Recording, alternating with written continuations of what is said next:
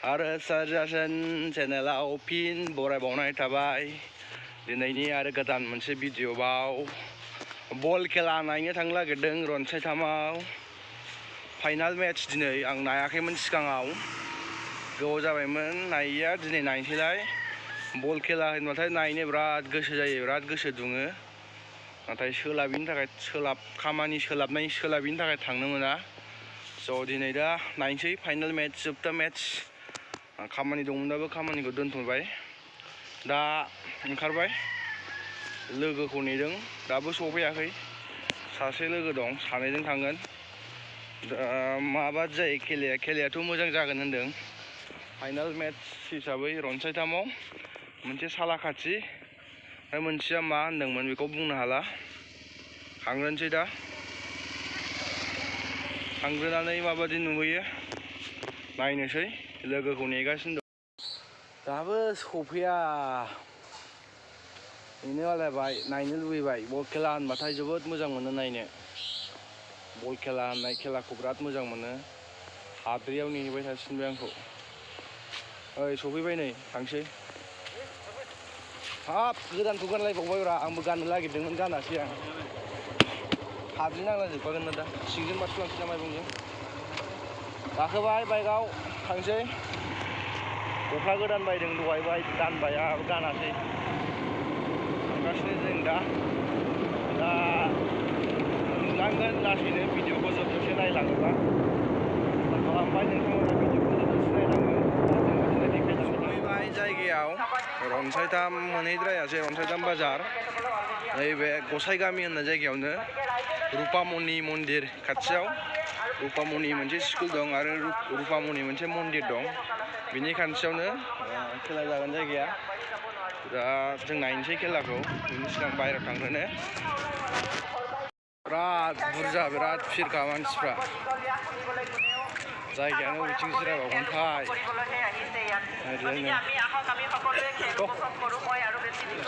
फोथारानो बुंजोबखाबाय बिराद भिर बल खेला नायग्राफ्रा नै কৰিম আগবঢ়াই লৈ যাম অঞ্চলটো উন্নতিৰ কাৰণে গতিকে মই মোৰ বক্তব্য শেষ কৰাৰ আগতে দুয়োটা দলকে চালাকাটি আৰু কুৰ্চাকাটি ওচৰা ওচৰি দুয়োটা গাঁৱকে মোৰ অন্তৰৰ পৰা আন্তৰিক ধন্যবাদ জনাইছোঁ ফাইনেললৈ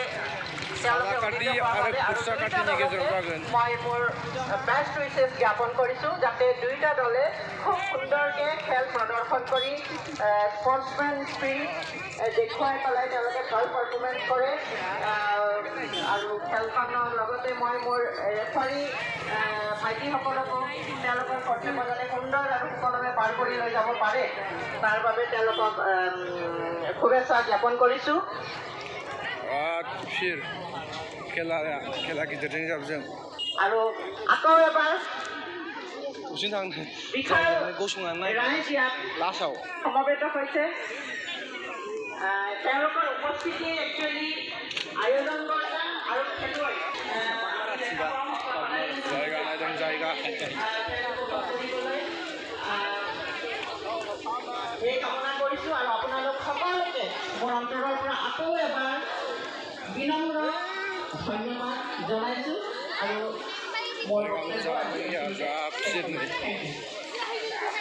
मोसाग्राफ्राबो जा दं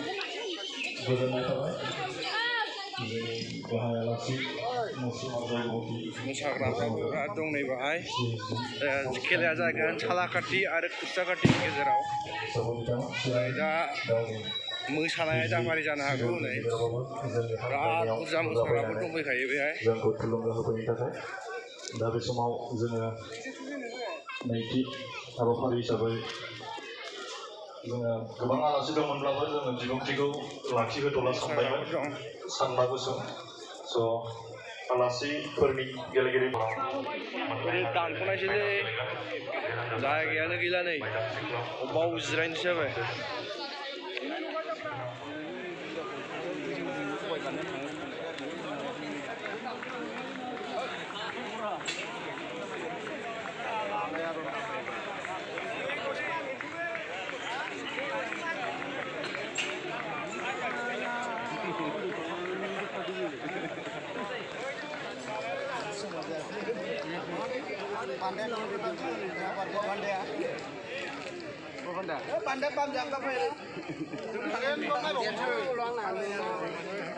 Vâng, không ơi. Chơi chơi.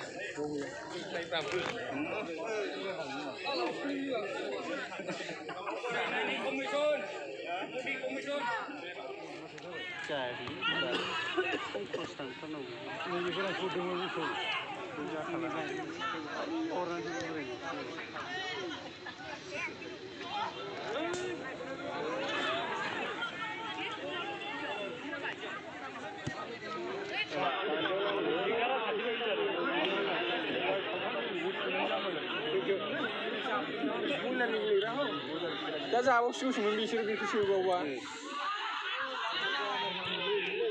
आयाव सोर होना खारखो जाम्बाया गावनो खारगोन रा बिखौ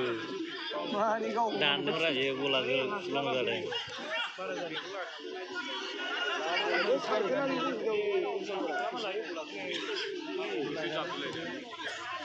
हो माथो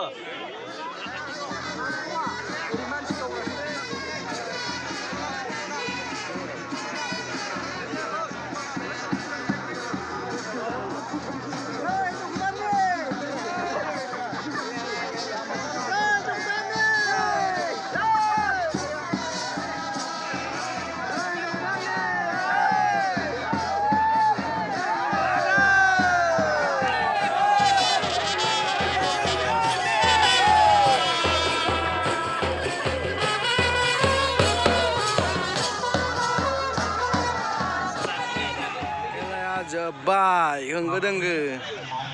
बान्था राननाय जाबाय सालाकाथिया 2 गल खुस्राकाटिया 1 गल सालाकाथिया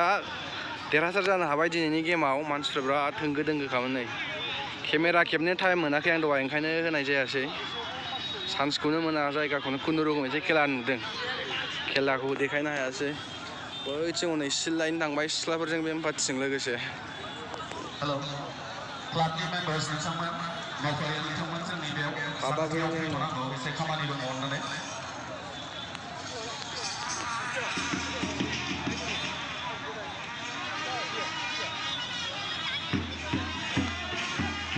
Fantastic खेला चेयारजों अननानै एसे बाउन्ड्रि खालामनानै हो माबा लाबोसिगोन ट्रफिखौ लाबोसिगोन जाहाथे बाउन्ड्रि क्लियार जायो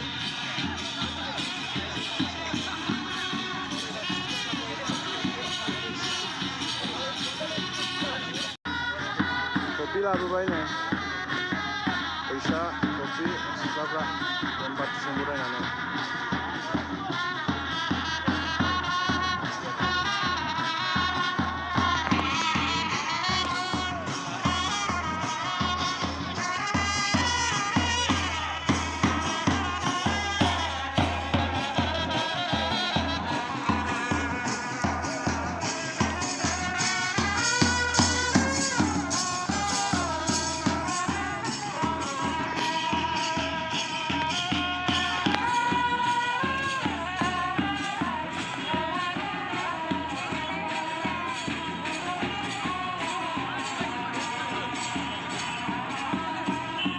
फाला जेननायबाबो मोनो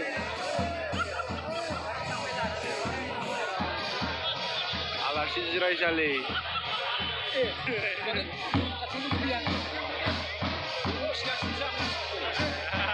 हेलौ जोंनि 4th इंटर क्लाब फुटबल चेम्पियनशिपनि प्लेयार्सनि थाखाय पेन्डेलनि मोखाङाव अननानै जिरायफैनो थाखाय गुरैयै खावलायहरनाय जाबाय 4th इंटर क्लाब फुटबल चेम्पियनशिपनि दिनैनि ग्रान्ड फाइनाल मेचआव बाहागो लानाय मोन्नैबो जोलुर हान्जानि गेलेगिरि बिथांमोनखौ नैबे जोंनि पेन्डेलनि मोखाङाव डिसिप्लिन भाबै अननानै जिरायफैनो थाखाय गुरैयै खावलायहरनाय जाबाय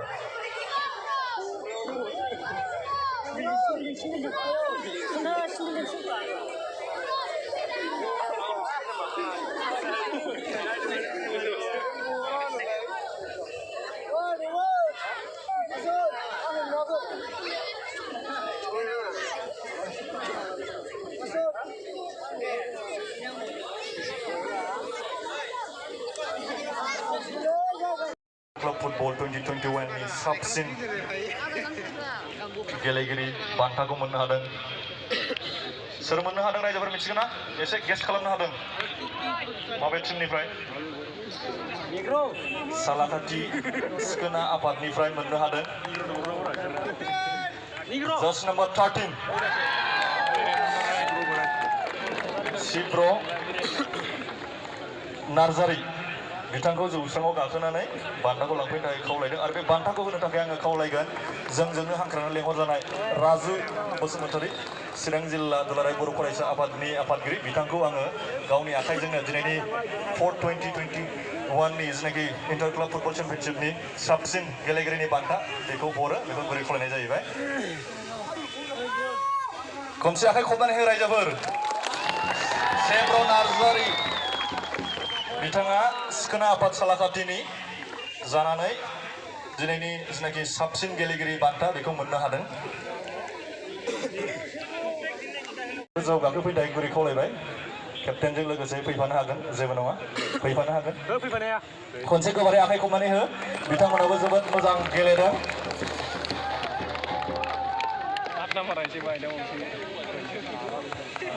बिथांमोनानो जाहैबाय माइदांस्रि क्लाब कुसाकाटिनि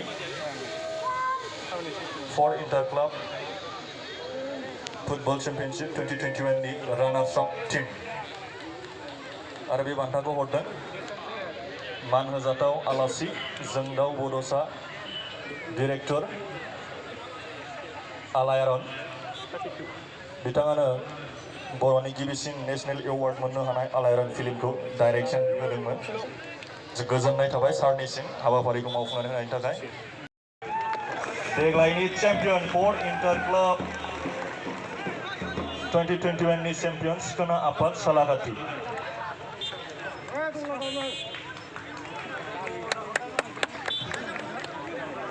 गोजोननाय थाबाय मेडामनिसिम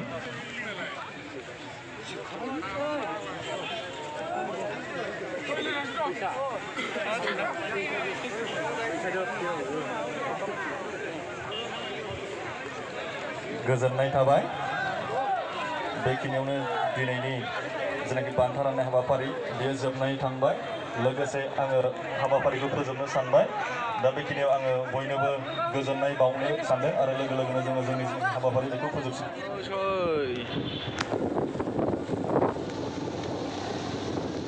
रुपामनि मन्दिरा नैबेनो गेट बे हाबग्रा गाइस बिदिबा थांनोसै बल खेलाया जोब्बाय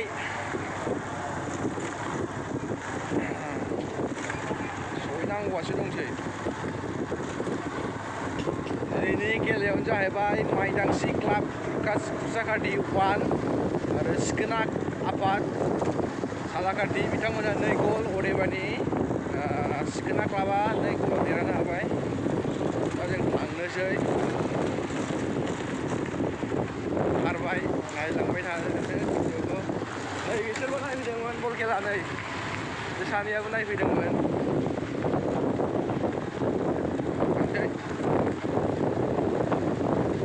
बिदिबा जों थांबाय थानोसै नोंथांमोना भिडिअ